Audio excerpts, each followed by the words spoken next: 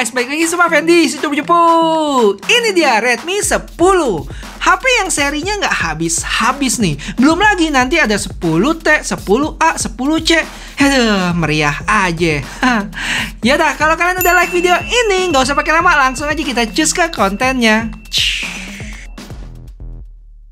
HP ini punya 3 warna ya, ada putih, abu-abu, sama biru. Atau nama kerennya Pebble White, Carbon Grey, sama Sea Blue. Untuk varian yang dijual di Singapura ini ada 2, yaitu 4 plus 64 seharga 2,4 juta rupiah. Dan 6 plus 128 sekitar 2,6 juta rupiah. Itu harga ofisialnya, dan gua beli ini di offline store, bisa lebih murah sekitar 200.000.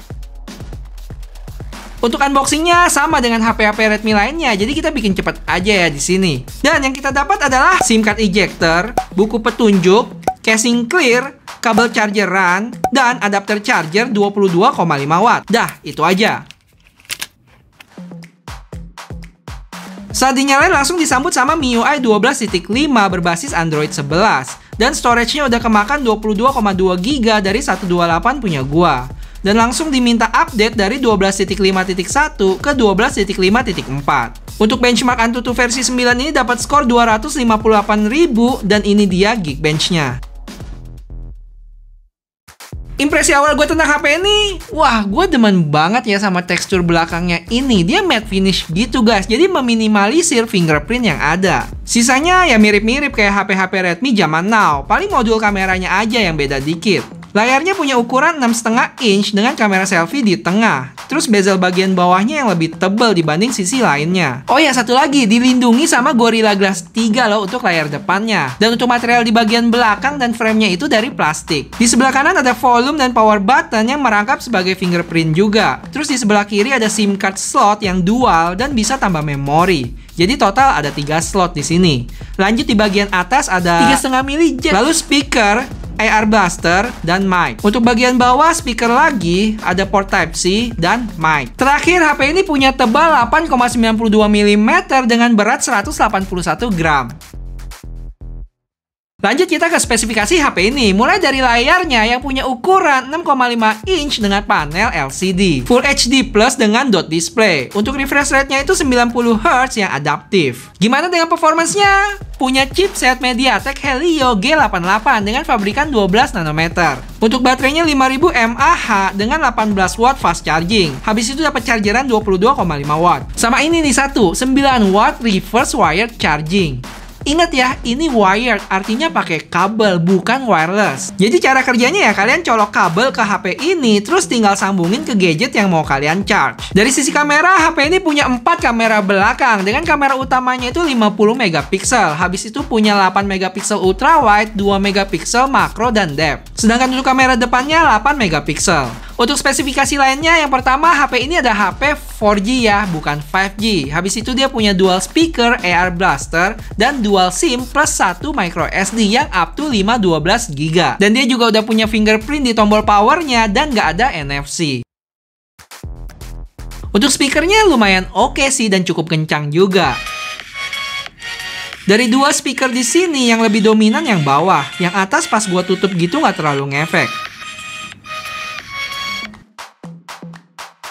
Ini dia yang kalian tunggu-tunggu. Helio G88 ini bisa dibuat nge-game nggak sih? Kita mulai dari Genshin Impact dengan settingan defaultnya, yaitu lowest 30 FPS. Langsung gua kasih ringkasannya aja ya. Overall masih oke buat dimainin, walaupun gambarnya nggak mulus, karena emang ya settingannya yang lowest di sini. Kalau ditanya nge-freeze atau enggak, sesekali ada gua rasain, tapi bukan yang terus-terusan. Bisa kita lihat grafiknya, beberapa turunan tajam di sinilah yang gua berasa freeze-nya. Untuk FPS rata-ratanya dapat di 23,7 dari maksimal 30 FPS untuk settingan ini. Terus gua main game ini hampir 15 menit dan baterainya berkurang sekitar 6%. Untuk suhu berasa panas, tapi bukan yang banget ya. Paling panas ada berasa di sekitar kameranya. Gua ukur suhunya ada di sekitar 40-41 derajat Celcius. Lanjut ke PUBG, dia dapat settingan HD High, terus Balance dan Smooth Ultra. Untuk Balance Ultra, pengalaman mainnya nggak ada masalah.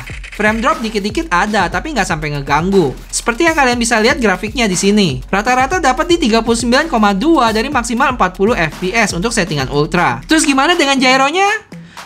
Berasa delay sih. Jadi kalau kalian pemain PUBG yang pakai gyro, mesti perhatiin ini guys. Terlepas dari itu, nggak ada komplain sih dari gua. Total gua main sekitar 13 menitan, baterai berkurang 4%. Untuk suhu hangat aja di sekitar 37-38 derajat. Game terakhir nih yaitu Mobile Legends dan dapat settingan sampai ultra loh di sini. Pengalaman main nggak ada masalah. Frame drop beberapa kali berasa, tapi nggak parah. Kalau dari grafik terlihat dapat FPS rata-rata di 57,6. Untuk suhunya sedikit di atas PUBG tadi, ada di 38-39 derajat. Gue main satu game sekitar 13 menitan dan baterai berkurang 6%.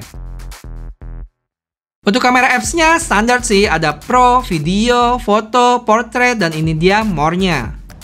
Terus untuk resolusi video ada di 1080p 30 fps untuk kamera depan dan belakang. Oke, kita mulai dari jangkauan fotonya untuk ultra wide atau 0,6x, 1x, dan 2x. Sekalian gue kasih foto outdoor-nya juga guys. Lanjut gue kasih lihat kalian perbedaan fitur HDR-nya yang on dan off. Dan cukup kelihatan loh perbedaannya. Contohnya, untuk foto ini perbedaan cukup kerasa di tekstur awannya yang lebih dapet. Terus gedung di sebelah kiri dan pohon di sebelah kanan. Yang mana untuk HDR off lebih gelap, jadi detailnya kurang kelihatan. Terus untuk foto selfie, detail awannya lebih kelihatan di HDR on. Cuman entah kenapa ya, untuk foto yang berwarna kayak bunga ini, gue berasa agak flat warnanya, kurang keluar aja merahnya. Sama kalian bisa lihat makronya di sini. Habis itu gue sempat cobain juga fitur 50M-nya. Tapi sayangnya nggak kelihatan bedanya nih. Walaupun gue udah zoom 1000%, bahkan 2000% juga. Bedanya ya cuma di file size-nya aja yang gue lihat. Untuk file yang 50M ini ada di sekitar 9-11 mega. Kalau yang biasa itu 3-4 mega. Terakhir untuk foto night mode-nya cukup ngaruh juga. Langitnya lebih terang dan cahaya-cahaya yang ada di foto jadi bisa ditangkap lebih baik, nggak pecah. Untuk foto ini pun terlihat jalanannya lebih jelas, nggak terlalu terang. Lanjut ke videonya, komen gua stabilisasinya masih kurang di sini. Sisanya kalian bisa langsung lihat sekalian dengerin hasil mic-nya. Untuk resolusinya ada di 1080p 30 fps. Kamera depan sama belakang maksimal di situ ya.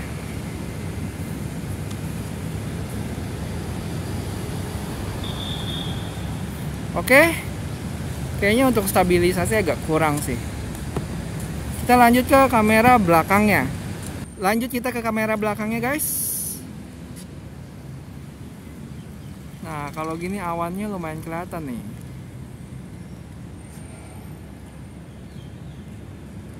Oke.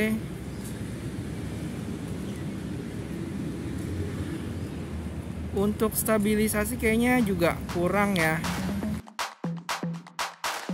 Jadi, apakah HP ini keluar di Indonesia? Kemungkinan besar ya, karena dia udah TKDN. Terus, kapan keluarnya? Kalau dari pengalaman sebelum-sebelumnya, biasanya sih 2 minggu sampai sebulan setelah global rilis ya. Jadi harusnya sih bulan depan, yaitu September. Terus, berapa duit nih kira-kira? Untuk pastinya kalian bisa tanya Kokoh Alvin ya, jangan gua mah cuma mirip doang. Tapi kalau disuruh tebak, mungkin kira-kira sekitar 2-2,5 juta rupiah untuk kedua variannya. Guys, gue punya pertanyaan nih.